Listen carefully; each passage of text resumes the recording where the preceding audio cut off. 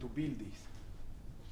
Okay, so this is something very important. So clinicaltrial.gov. Yeah. So here you can access to most of the trials that in somehow were related with US. Yeah. Unfortunately, there is not a similar web in Europe. Okay. Where all the results and exams and trials, yeah, are records, so you can access to them and perhaps develop a smart algorithm that can learn from it as well. So, but what if we can aggregate all of this? Yeah. So, what's the challenge now? There are so many resources of data in so many different formats that is a very hard. It's a tough job. Yeah, but it's a challenge, and we like challenge. Yeah, that's why we're here anyway. So, when it's come to medical record data, we can split it in four phases. Yeah, so it's the discovery phase, in which when you analyze the patient, you need to be some kind of the detective. You'll be able to perform the right questions and interpret the answers to perform a diagnosis. When you're capable of performing a diagnosis, you can do it an assist diagnosis, or you can do a diagnosis based on your own experience. Also, then when you feel confident of your decision, you can go to the treatment phase, and then ideally, if everything goes okay, you're in a monitoring phase. You have to follow up that the patient goes from the critical condition to the stable condition. But what is EHR? And I think that I already said what is EMR. Does anyone know what this is and the difference between them? Should I point out someone? Someone is awake? Well, so electronic hospital records, electronic health records, sorry. This is patient-related records. So that means your whole historical data is there. So it's your ID. Your ID perhaps has a chip, and this chip contains all your information. So imagine the security that we need to have there, and imagine how complicated for us is to access there and make it useful for the hospital itself and for the patient itself. But how to convince someone to give you access to their historical health record is so far no one did it. Yeah. Then we have the electronic medical record system. So that this is simpler. This is in the hospital when the doctor do their notes. So these are the notes of the doctor. What can we keep there? Well, we can keep all of it. Yeah. But how can we aggregate all these different sorts of information? Well, someone already, I think that they started like 10 years ago, but in the last 3 years they got more attention. Someone is creating this HL7 communication protocol, in which files that looks very ugly, yeah, and XML files and a different kind of source are translated into a single format that hospitals using different type of softwares, yeah, they are capable of accessing to this information. So I have here on my notes to read for you. There is a health level 7. It's called HL7 and refers to a set of international standards for transfer of clinical and administrative data between software applications used by various healthcare providers. So again, the biggest challenge is how to make all these different sorts of data homogeneous. So one of the let's say pillars of data scientists, homogeneous data, yes, or TEDI data, which is right now the most common word, TEDI data, and how to make it safe and accessible to people with different kind of computer softwares. Yeah. So if we look at 30 years ago, yeah, the doctors, they have to use the knowledge. So we were evaluated, or well, health was assessed by the human cognitive capacity. So that means that at that time was really important go to the best doctor, yeah, or the doctor with more experience, or with the doctor with more friends, yeah. But right now, and this is the projection, yeah, we are able to include up to 10,000 facts. So that means 10,000 sources of information related to the DC on the discovery phase, yeah, that will let you, you know, create diagnosis that will allow you to perform a better assess of the patient, ideally in an automatic way. But so far, and I don't think that this is gonna change soon, we still need a doctor all the time, yeah? So how is this process? We have a patient with some characteristics, physical characteristics and DC characteristics, yeah? And in this cycle, we're describing how we can treat the patient based on a support system decision. So again, if we go a little bit to statistics, machine learning, or data science, we had a smart enough algorithm capable of dealing with all these data sources, in which, after performing some kind of classification, let's say bootstrapping, clustering, or any other subsequent decision tree algorithms, or even something more simple as I use discriminant analysis, no, maybe Fisher discriminant analysis, or maybe other type of discriminant analysis that we can apply to this kind of data. Well, right now, different than Fisher discriminant analysis, anyone can help me with to refresh? Bayesian analysis, you mean? No, naive Bayes. Naive Bayes for this type of data. Well, to purge non-related data will be, yeah, it can be an option, yeah, why not? So, how is the process? We have all this information coming here.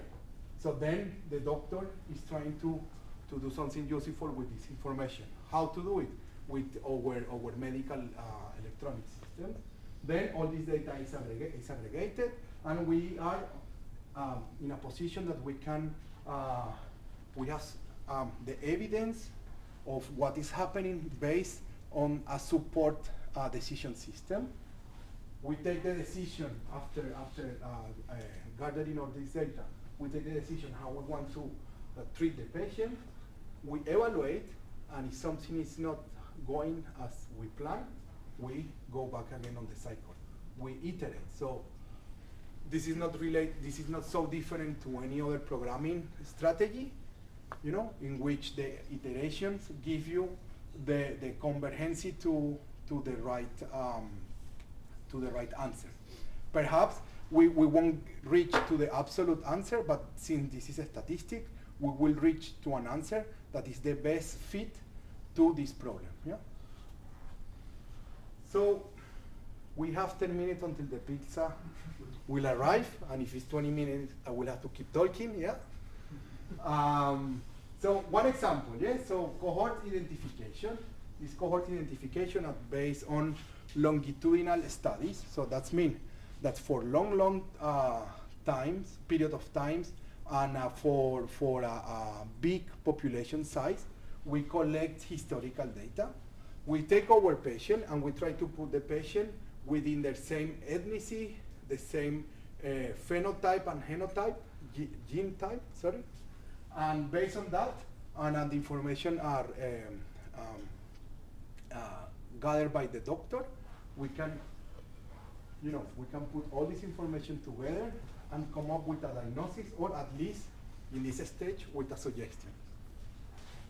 Another example, well, so we have all these ugly source of data.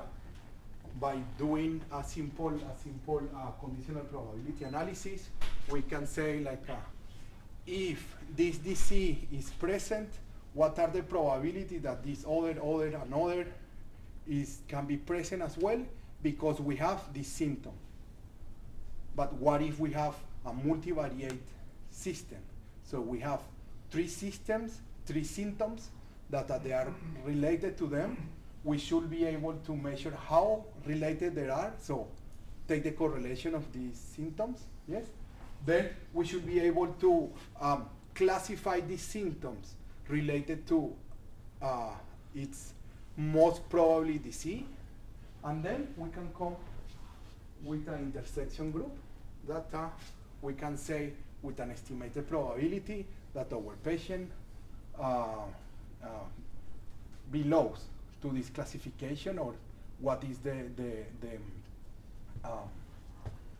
what is the best prescription to help or to assess the patient.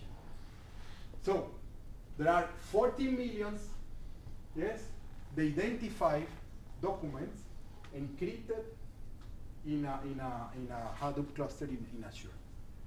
So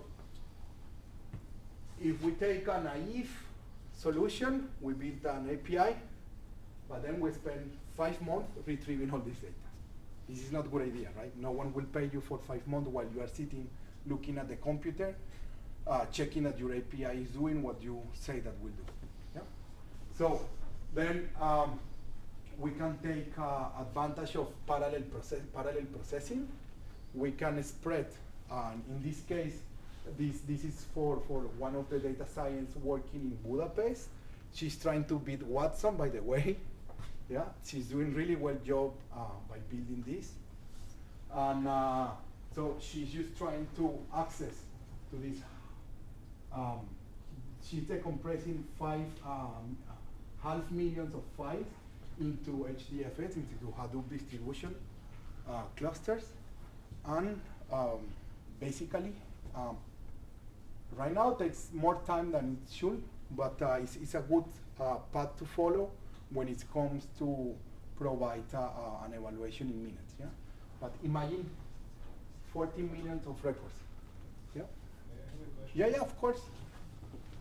Sometimes when we are trying to make big data smart data, there is a situation that we don't know the question. Right? This is very interesting topic. Do you have such kind of challenges? Yeah, most of the time. Look, I've been doing, let me finish this slide and then we can take these questions to make time until the pizza gets here, yeah? So this is how this XML file looks like, yeah? And our systems are capable of doing split this information in node and edge. For those who are familiar with Hadoop clusters and mostly more with Cloudera, yeah, this is how it looks like before getting to this, yeah? So this is just an initial representation, but if we are good enough Java programmers, we could be able to get information by just clicking in all these connections. I don't think that will be useful on this stage, but it's again, it's a good part. Yep. So let me answer you the question. In the last week, I had the opportunity to perform several job interviews. The question that I always say is, imagine that I'm the owner of a company, yes, and because I wasn't smart enough, or because of my brother-in-law told me, yeah, I've been collecting all the data of my company, and then to perform my service, to do my business as a owner of the company, I have a fleet of 500 cars, and all these cars are different. They can be trucks, they can be little cars, and so on. And I go to your team. Let's say that in this case you are the data scientist. And I ask you, as a owner of the company, what can I do to save money with my cars? Yeah? So, how can you act here? And then we will get to the answer of your question. What will be the first step that you will take if you are under this job interview? If you want to impress me. I will try to think about finding unknown patterns. How these cars are used, how they are maintained, and I will gather this information, and then I will use, for example, some kind of clustering algorithm to find some. Okay, so before getting there, the way that I will be really impressed is if someone asks me the same question that you did before. How do you know that you are making the right questions? Okay. Yeah? As a data scientist, you will say that to the owner.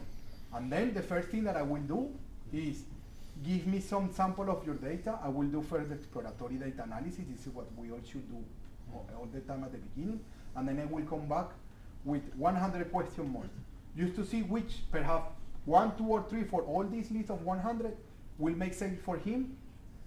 Because at this point, with this novelty on data science and that everybody believes that big data is the solution, which is not, because they don't even have distributed data sets, yeah? They have one server with all the data there, so we don't need big data. We just need to be smart enough just to split the data set in a size that we can process locally, yeah?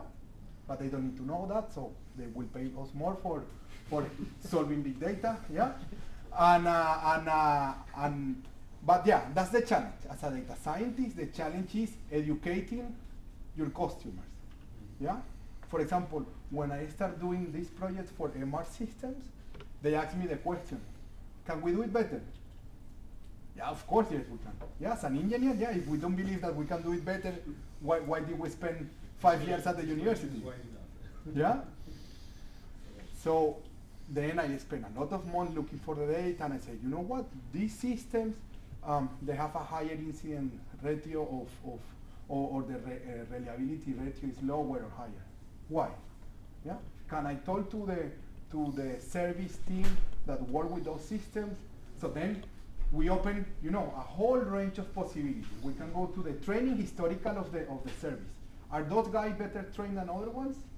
What's the average experience of these people, of this team? You know, the number of questions that you will always create after getting the first question, and of course doing exploratory data analysis, that will be related with your experience. But in my case, I never shut up and I say, no, you're making me this question, this is a stupid question, I'm giving you these 10 questions, which one of these you find it more or better? Then they come to me and I say, you know what, no, I was wrong, and now these are 10 better questions that I can help you to answer. Yeah? I don't know if this is the kind of answer that you were expecting. The biggest value is to provide the right questions to the person who is asking. So again, we don't call it big data, we call it smart data. Yeah? Exactly. Yeah? Thanks. Come on, guys. The pizza will be here in 10 minutes. Or you try to challenge me with something, yeah? Or we stop here and you start talking. Can you give an example of such kind of situation? Which situation? This kind of situation. Someone gives you a question and you are researching a little bit and coming back with different questions. Well, related with my work, I cannot go more specific because it's confident, but perhaps I can share with you my PhD thesis. Actually, I wasn't a PhD student. I was just a researcher for the European community, and after 3 years, I got the recommendation from one of the professors here at Polytechnica to submit part of my research into the PhD. So the question was, how synchronous machines, yes, how they behave and how we can predict when a fault is going to happen. So everybody was expecting from me to do the traditional FFT analysis, fast Fourier transform analysis, do one spectrum analysis, because everybody's taking the signal from the 3 current, 3 volts, and perhaps if you have a more load-dependent system, you have also a torquemeter. And I say, like, why get satisfied with this if we can develop a system and install sensors inside? So then I spent 2 years developing a whole sensor system, sensing system, to be more specific. And then the second problem was how we can take this data while rotating at 3,000 revolutions per minute, 1,500 revolutions per minute, how we can take this data outside in a way that is sufficient for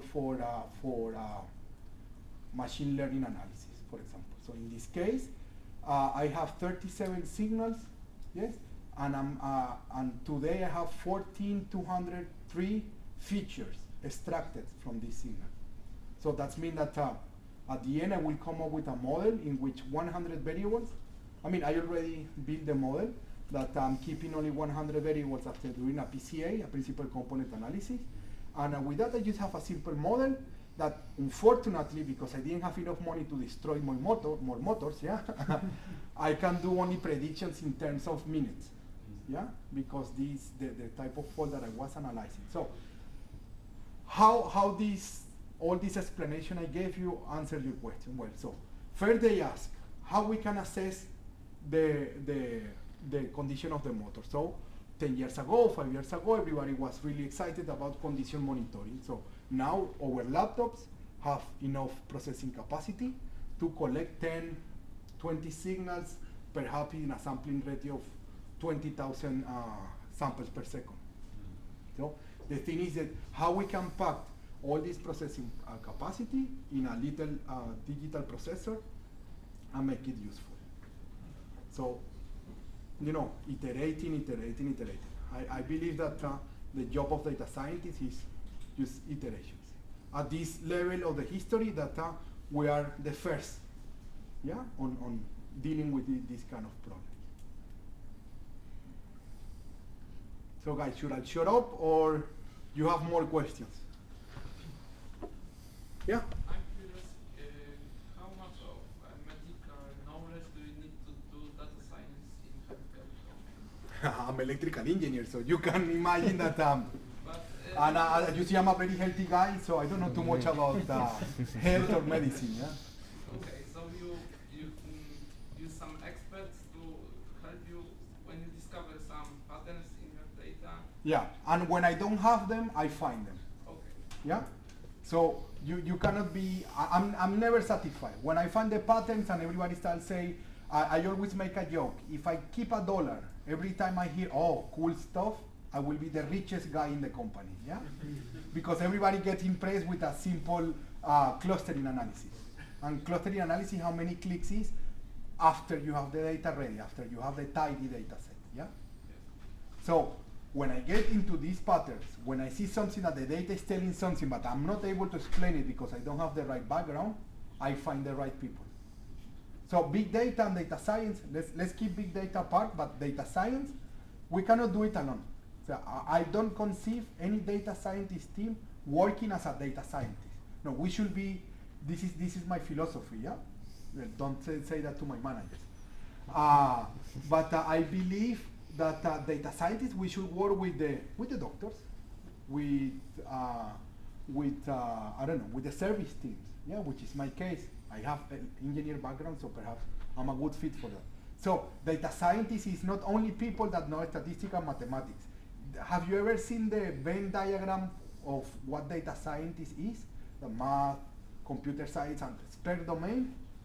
So if you have a background, I don't know, as a nurse, yeah, 3 years, and then you realize that you love math and statistics, so then you will be a very useful data scientist because you have a domain, a field of expertise that I don't think that too many people will have, and then you also know how to deal with the data, how to interpret the results. Yeah. Should I stop? If there are no more questions? Yeah. I have a question.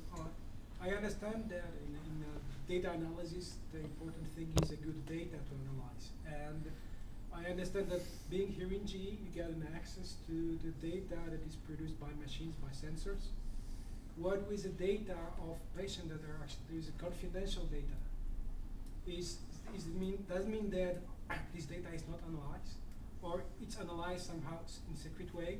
No, it's not in secret way. It's just there are a lot of protocols that anonymize the data. Okay, so when the data comes to me, I don't know to which hospital belongs and what patient was on the machine while they perform this scan. I just see a number that is scan number 1, scan number 2, and scan number 3, and a date. Okay. Okay. So, but that doesn't mean that I don't analyze it. That means that I have to do a lot of training. That means that I don't keep the data in my laptop because if I lose the data, no matter how many encryption levels do we have, someone sooner or later can access to it. So the data, when it's related to machine, is always in one place and never move from there. So the last question. Happy Thursday, by the way.